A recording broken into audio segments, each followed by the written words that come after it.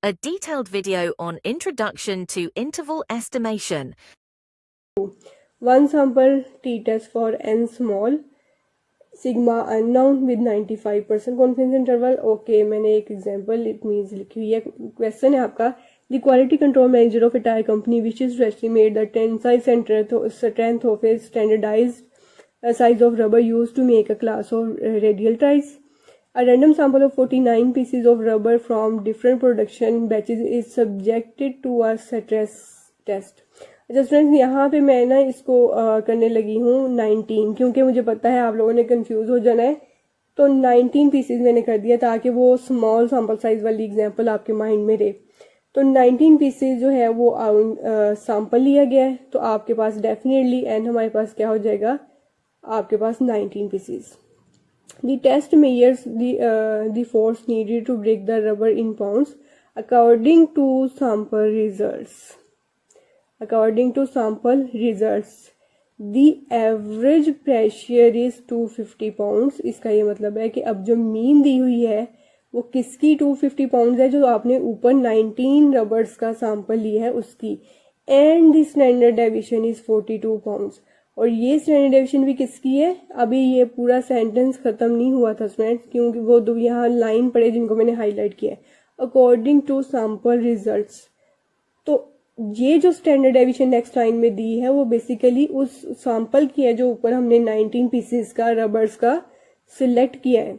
तो इससे पता चलता है कि हमें सैंपल की स्टैंडर्ड डेविएशन दी गई है या पॉपुलेशन की. तो स्टैंडर्ड डेविएशन जब सैंपल की दी जाती है तो उस सेंटेंस में वो सैंपल का रेफरेंस कहीं ना कहीं देते हैं. वो आपको खुद देखना पड़ता है कि वो सैंपल का रेफरेंस कहाँ बैठा है.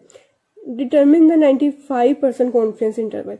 ये सारी चीज़ें स्टूडेंट्स निकाल ली. अच्छा, मैं यहाँ पे क्यों दोबारा 19 कर रही हूँ, उसके अकॉर्डिंग आपकी कैलकुलेशन थोड़ी चेंज हो जाएगी. आप उसके अकॉर्डिंग अपनी कैलकुलेशन चेंज कर लीजिएगा. ठीक है, यहाँ पे 99% कॉन्फिडेंस इंटरवल है. वैल्यूज क्वेश्चन से उठाएं, यहाँ पे पेस्ट करें. आपको पता है ये टी डिस्ट्रीब्यूशन है, ये क्रिटिकल वैल्यू है. इसकी आपने वैल्यूज, मैंने मेरे पास गूगल से बुक तो नहीं थी, तो गूगल से मैंने जो है वो एक फाइंड आउट कर लिया था टेबल. आपके पास बुक है, डेफिनेटली आप उधर से देख लीजिएगा. अल्फा जो है 99% का मतलब है 0.01.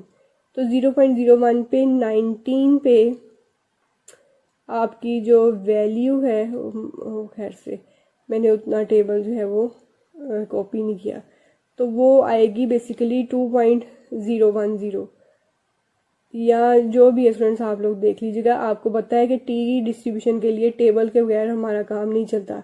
तो टेबल तो स्टूडेंट्स आप लोगों ने करना ही करना है, देखना है. ना समझ आएगा तो बता दीजिएगा, ना समझ आएगा तो भी खुद ही कीजिएगा. अब इतना काम खुद कर लेते होते हैं. ठीक है, तो टी क्रिटिकल वैल्यू आपने 2.010 ये आपने टेबल से ही देखनी है. उसके बाद वैल्यूज पेस्ट करें, एक में दो प्लस करें, एक में दो माइनस करें, दरमियान में पॉपुलेशन पैरामीटर लिखें. और उसके बाद जो है आपने क्या करना है, अपर कॉन्फिडेंस इंटरवल की वैल्यू प्लस करने के बाद जो आएगी, ठीक हो गया. और उसके बाद लोअर कॉन्फिडेंस इंटरवल की वैल्यू जो है वो कैसे आएगी, एस्टीमेट को उसके मार्जिन ऑफ एरर से माइनस करने के बाद. इस तरह उसका लिखने का तरीका है. ये बड़ा ही कॉम्पैक्ट और बड़ा ही नाइस वे है किसी भी पूरे कॉन्फिडेंस इंटरवल को लिखने का. ओके, एक और एग्जांपल भी मैंने लिखी है. मैंने इतना उनको डिटेल में आपके सामने बताने की कोशिश करी कि कोई आपका कॉन्सेप्ट जो है वो रह ना जाए. अब ये वाला कॉन्सेप्ट है the economic dynamism which is the index of productive growth in dollars for countries that are designated by the World Bank as middle income are given in this table. Compute a 99% confidence interval for the mean economic dynamism of middle income countries. अब क्या है, आपको basically आपने ऊपर जो मैंने Persian में बोला है वो आपने उस पर नहीं देना जोर. आपने सिर्फ ये देखना है हमने क्या करना है. हमने एक 99% confidence interval mean economic growth के लिए जो है mean economic middle income countries के लिए हमने एक 99% कॉन्फिडेंस इंटरवल ड्रॉ करना है. अब इसमें आपने क्वेश्चन में ये देखना है, इस क्वेश्चन में हमें इन स्टेटमेंट्स में अब तक कहीं पे ना तो हमें उन्होंने वो दी है सैंपल साइज, ना उन्होंने दिया है हमें मीन, ना हमें दी है स्टैंडर्ड डेविएशन. तो हम लोग कैसे करेंगे? तो अगर कुछ नहीं दिया तो फिर भी कुछ ना कुछ दिया ही होता है, और सब कुछ दिया हुआ है उन्होंने नीचे बेसिकली। और नीचे उन्होंने क्या दिया हुआ है, हमारे पास डेटा गिवन है। तो डेटा गिवन है तो ये वाला डेटा यूज़ करके बेसिकली हम लोगों ने क्या करना है, हम लोगों ने ये सारा डेटा यूज़ करना है। उसकी मीन भी हम खुद फाइंड आउट करेंगे और स्टैंडर्ड डेविएशन भी खुद से फाइंड आउट करेंगे। कैसे करना है फ्रेंड्स? सारी वैल्यूज़ को, ये जो डाटा दिया होगा उसको एक एक्स कॉलम में आपने यहाँ पे इस तरह से लिख लेना है, ठीक है। एक्स कॉलम में सारी वैल्यूज़ को 25 एक लाइन में लिख लेना है। उसके बाद आप लोगों ने क्या करना है, सबसे पहले आपको, ये मैंने पहले सबसे पहले तो कॉन्फिडेंस इंटरवल का फॉर्मूला लिखा है, क्योंकि सैंपल स्टैंडर्ड डेविएशन भी मतलब स्टैंडर्ड डेविएशन भी अननोन है, सैंपल साइज भी इसको काउंट कर लीजिएगा, ये छोटा है, ठीक है, स्मॉल सैंपल साइज है। तो इसके लिए फिर रह गई क्या ऑप्शन रह गया हमारे पास, टी डिस्ट्रीब्यूशन ही लगेगी। तो टी डिस्ट्रीब्यूशन लगेगी तो आप लोगों ने क्या करना है, काउंट कर लीजिएगा। मैं भूल गई हूँ कितनी वैल्यूज थी, 14, हाँ 14 वैल्यूज थी ये डाटा। ये ओरिजिनल डाटा आपके पास 14 वैल्यूज का था। इसको एक कॉलम में लिखेंगे सबको। ये इसका सम है, ये जो मैंने हाईलाइट किया हुआ है ये इसका सम है 599.63। इस पूरे कॉलम को ऐड करेंगे तो आएगा 599.63। तो ये समीशन एक्स हो गया। इस फॉर्मूला में आपने वैल्यू पुट की 599.63 डिवाइडेड बाय 14 आएगा 42.83। अब हमें एस भी चाहिए, देखें स्टूडेंट्स, स्टैंडर्ड डेविएशन हमें चाहिए सैंपल की। तो उसके लिए हम लोग क्या करेंगे, उसके लिए उसका एक और फॉर्मूला है, और उसका फॉर्मूला है this one, summation x minus x bar whole square divided by n minus 1। और स्टैटिस्टिक्स की सबसे ज़्यादा ब्यूटी यही है कि फॉर्मूला खुद बता रहा होता है कि मेरे साथ करना क्या है। एक्स है, हर एक्स वैल्यू में से उसकी मीन को माइनस करेंगे, जो कॉलम बनेगा बेसिकली उसका स्केल मैंने डायरेक्ट किया है। आपने एक और कॉलम इसके अंदर जो है वो ऐड कर देना है, जो कि होगा आपके पास एक्स माइनस एक्स बार वाला, ठीक है। उसमें आपको ये भी पता है कुछ वैल्यूज के साथ जो है वो लगेगा प्लस आएगा, कुछ वैल्यूज के साथ माइनस आएगा। और फिर स्टूडेंट्स उसमें वो वाला जो काम करते हैं जो मैं कहती होती हूँ कि जब स्केल लेते हैं ना तो एक नया काम करते हैं कि माइनस भी साथ लगा होता है। आप मेरी कोई भी टर्म उठा के देख लें, मेरी क्या कि कभी ऐसा हो ही नहीं सकता तो कि स्केल लेने के बाद आपके पास माइनस आ जाए। तो आपने सबसे पहले हर वैल्यू को उसकी मीन में से माइनस करना है, जो वैल्यूज आएंगी उसका स्केल लेना है, और जब स्केल वाला कॉलम बन जाएगा तो उसमें किसी भी वैल्यू में माइनस साइन नहीं आएगा। उसके बाद हमें समीशन चाहिए, तो इस कॉलम का सम किया जो कि मैंने हाईलाइट किया हुआ है कि वो 757.16 आता है। इस फॉर्मूला में आपने नीचे वाला जो मैंने स्टैंडर्ड डेविएशन का फॉर्मूला हाईलाइट किया है, इसके फॉर्मूला में आपने वैल्यूज पुट करनी है। और आपके सामने ये देखें समीशन, थोड़ा इसको छोटा करूं ताकि देखें दोनों हाईलाइटेड कलर्स देखें, उनका इनकी वैल्यू पुट करनी है आपके पास। फिर स्टैंडर्ड डेविएशन का आंसर आ गया, देन आपने पुट कर दिया, ठीक है। ये टी टेबल की वैल्यू आ रही है, सॉरी टी क्रिटिकल वैल्यू आ रही है 3.01 to 99% पे 13 डिग्रीज ऑफ फ्रीडम। याद रखिएगा students, T distribution degrees of freedom के बगैर कुछ भी नहीं है, तो डिग्रीज ऑफ फ्रीडम मेंशन करना मस्ट है। कैसे 13 कैसे आया, 14 टोटल सैंपल साइज था, उसमें से माइनस कर दिया 1, और फॉर्मूले में सारी वैल्यूज पुट करें, एट द एंड उसको लिखें, और फिर आपका कंप्लीट हो गया, क्लियर हो गया। ये आगे मैंने वही लिखा हुआ था। हाँ, ये क्वेश्चन जो मुझसे पूछा था स्टूडेंट्स ने कि ये वाला फिर फॉर्मूला कब यूज करते हैं, दिस वन, कि ये वाला फॉर्मूला कब यूज करते हैं। मेरी दूसरी वीडियो में मैंने कम्प्लीटली बताया है कि ये फॉर्मूला आया कैसे।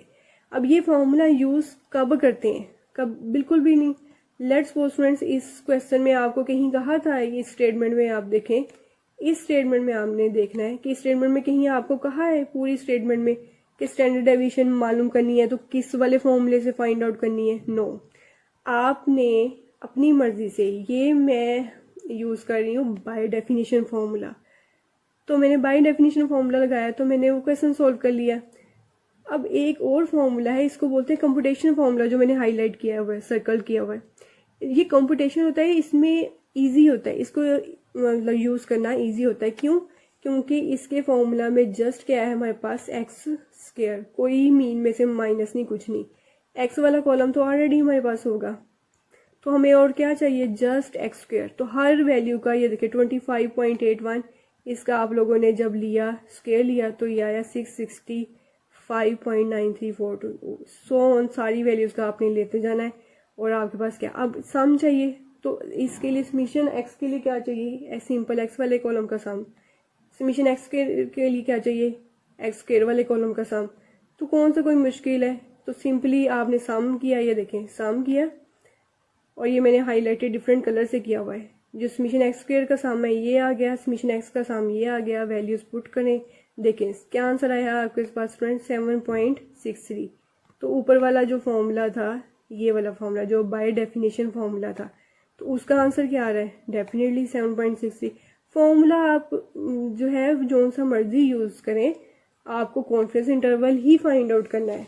तो वो आपने वैल्यूज पुट की, सेम वही कॉन्फिडेंस इंटरवल निकलेगा जो आपने पहले फाइंड आउट कर लिया है। तो इसमें वो क्वेश्चन आपका क्लियर हो गया पिछली वीडियो में कि ये बना कैसे। इसमें हो गया कि यूज कब करना है, आप बाय डेफिनेशन करना चाहें बाय डेफिनेशन कर लें, यानी कि summation x minus x bar whole square. आप कंप्यूटेशनल यानी कि 1/n-1 into summation x square minus summation x whole square divided by n और होल स्क्वायर रूट, ये वाला यूज करना चाहें तो ये कर लें। अब एक और बात कि आप फंसेंगे इस वक्त तब जब आपके आएंगे शॉर्ट क्वेश्चन या एमसीक्यूज। उसमें हो सकता है कि आपको बाउंड कर दिया जाए कि आपने कौन सा फॉर्मूला यूज करना है। मैंने इसको सॉल्व नहीं किया, आपने खुद से करना है। उसी स्टेटमेंट को मैंने थोड़ा सा मोल्ड किया है और मैं कह रही हूँ अब की बार इकोनॉमिक डायमीटर, बिल्कुल वही बात, ठीक है। In World Bank as middle income are given from n is equal to 14, sample size दे दिया, समीशन एक्स स्क्वायर भी दे दिया, समीशन एक्स भी दे दिया। ये खुद से कैलकुलेट करके, कोई और डाटा नहीं दिया गया, डायरेक्ट क्वेश्चन ये आपसे पूछा गया है, ठीक है। तो इसमें आपने 99% कॉन्फिडेंस इंटरवल निकालना है। तो कॉन्फिडेंस इंटरवल हम निकालेंगे टी के थ्रू ही। रीज़न एक तो सैंपल साइज स्मॉल है, ठीक है। दूसरी रीज़न के पूरे क्वेश्चन में कहीं स्टैंडर्ड डेविएशन गिवन नहीं है, बल्कि ये जो सैंपल की इंफॉर्मेशन दे दी गई ना, अब इसको यूज़ करते हुए हमने इस एस को एस्टीमेट करना है। तो एस को एस्टीमेट कैसे करेंगे, अब ये आपने सोचना है कि अब इस स्टेटमेंट को देखते हुए स्टैंडर्ड डेविएशन का कौन सा फॉर्मूला लगाएंगे कि हमारे पास एस आ जाएगा। नेक्स्ट क्वेश्चन, सेम वही एग्जांपल है जो ऊपर लिए, लेकिन अब की बार जो है वो सावन बदल गया। तो n 14 हो गया। अब जो है वो क्या